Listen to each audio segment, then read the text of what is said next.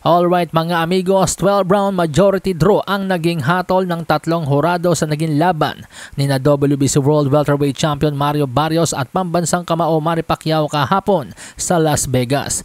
Pero bakit nga ba napakaraming nagsasabi na dapat si Manny Pacquiao ang nanalo sa laban? May mga nagsasabi pa nga na niluto lang si Pacman. Kaya naman heto para sa inyo, nililikom ko na ang mga posibleng dahilan kung bakit sa pakiramdam ng karamihan dapat nanalo si Pacman. Narito ang 5 posibleng dahilan.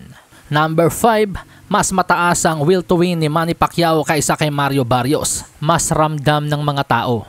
Oo, nandun na tayo na bahagyang nakalalamang si Mario Barrios sa final CompuBox. Pero sa boxing, hindi po na ikukwento ng final punch statistics ang kabuoang istorya ng laban. Hindi po kayang ikwento ng CompuBox kung sino ang mas agresibo. Hindi kayang ikwento ng CompuBox kung sino ang mas may puso, may tapang, at kung sino ang nagpapatay lang ng oras.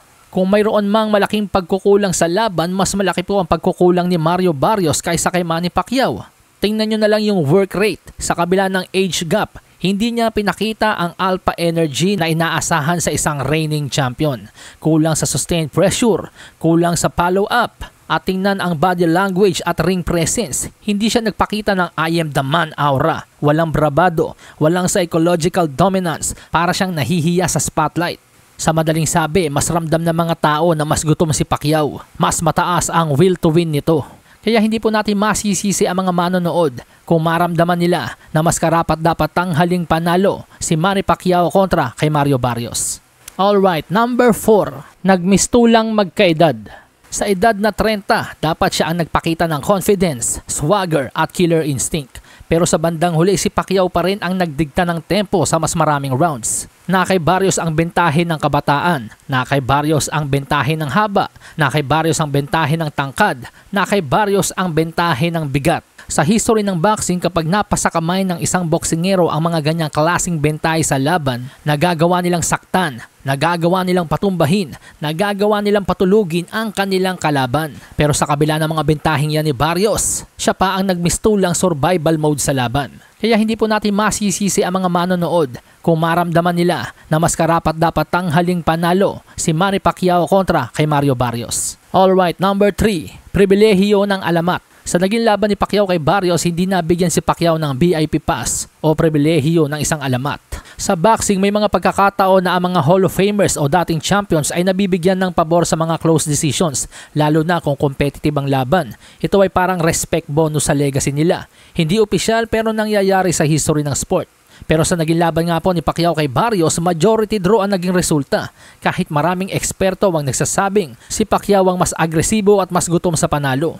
Isa sa magandang halimbawa ng isang laban na nabigyan ng pribilehiyo ng alamat ay ang laban noon ni Oscar De La Hoya kay Felix Term, kung saan outlanded si De La Hoya sa total punches 234-188, pero ibinigay pa rin ng mga hurado ang panalo kay De La Hoya. Samantalang kay Manny Pacquiao, outlanded lang si Pacman ng 19 na suntok, mas agresibo pa si Pacquiao, pero hindi po nabigyan ng VIP pass si Pacman. Ika nga ng former world champion na si Chris Algieri, ganong kadikit na laban, bakit hindi nyo pa ibinigay kay Pacquiao?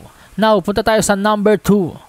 Performance ni Pacquiao laban sa ibang legends. Dapat sana mga amigos, binigyan man lang ng konsiderasyon ng mga hurado yung edad ni Manny Pacquiao. Dahil sa mga sarili nila, alam naman po nila yon na napakahirap ng ginawa ni Manny Pacquiao. Si Muhammad Ali nga mula sa pagre-retiro noong 1978 ay bumalik noong 1980.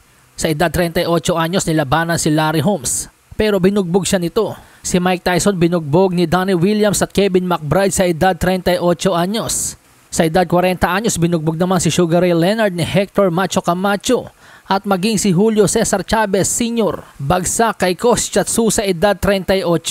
Ilan lamang yan sa mga legends na nagtangkang bumalik sa boxing, subalit gulpe ang inabot. Samantalang si Manny Pacquiao mas matanda pa sa kanila noong bumalik sa mundo ng boxing. 46 years old pero hindi nagawang gulpihin ng 30 anyos. Alam ng mga tao na napakahirap po ng ginawa ni Pacman. Kaya hindi natin masisisi ang mga manonood kung isipin nila na mas karapat dapat tanghaling panalo si Pacquiao kaysa kay Mario Barrios. And finally, number 1, partida ni Manny Pacquiao. Yes mga amigos, sa edad 46, imagine parang si Pacquiao pa ang nagbigay ng partida. dahil 4 na taon pong tigil boxing si Pacman. Sa boxing po mga amigos, activity matters. Yun lang mabakante ka ng 1 taon talagang kakalawangin ka. Yun pa kayang 4 na taon, tapos pagbalik mo 46 years old ka na. Si Ryan Garcia nga po mga amigos, 26 anyos lang. Natigil lang ng 1 taon, 1 year layoff.